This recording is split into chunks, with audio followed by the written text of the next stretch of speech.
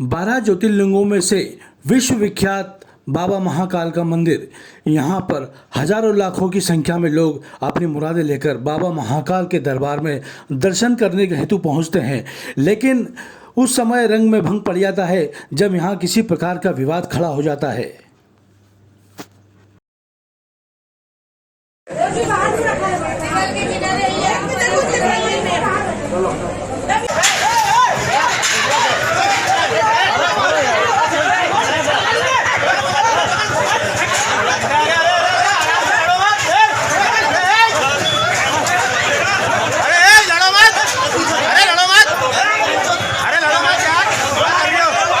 मैं इस समय महाकाल के गेट नंबर 4 पर खड़ा हूँ, जहाँ कल महाकाल के सुरक्षाकर्मी और बीएसएफ के जवान के साथ में हाथापाई हुई थी।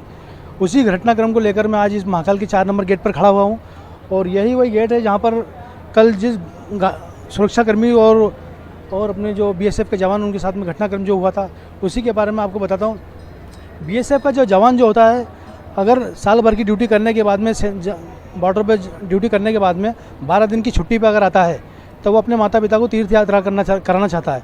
अपनी माता को पिता को तीर्थ यात्रा कराने उज्जैन लेकर आया और यहाँ पर किसी विषय को लेकर इनका विवाद हुआ, जिसमें सुरक्षाकर्मी और इनके बीच में हाथापाई हुई, जिसमें हाथापाई इतनी ज़्यादा बढ़ गई कि बीएसएफ के जवान को थाने में शिकायत करना पड़ी और सुरक्षाकर्मी को थाने में शिकायत करना पड़ी।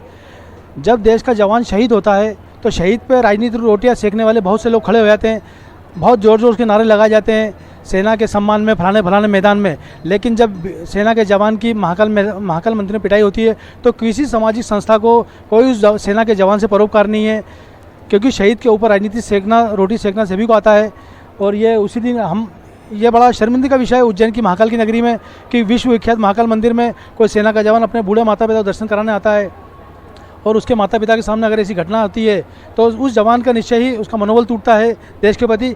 क्योंकि सेना का जवान केवल सीमा के और बॉर्डरों की सुरक्षा के नियम जानता है, महाकाल के नियम नहीं जानता है कि अंदर 1500 रुपये में रसीद में दर्शन हो रहे हैं या फ्री में दर्शन हो रहे हैं या 250 में दर्शन हो रहे हैं। वो तो केवल अपने माता पिता को तीर्थ यात्रा कराना चाहता है।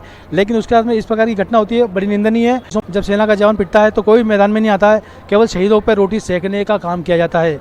मालवा की खरी से धन्ना शर्मा।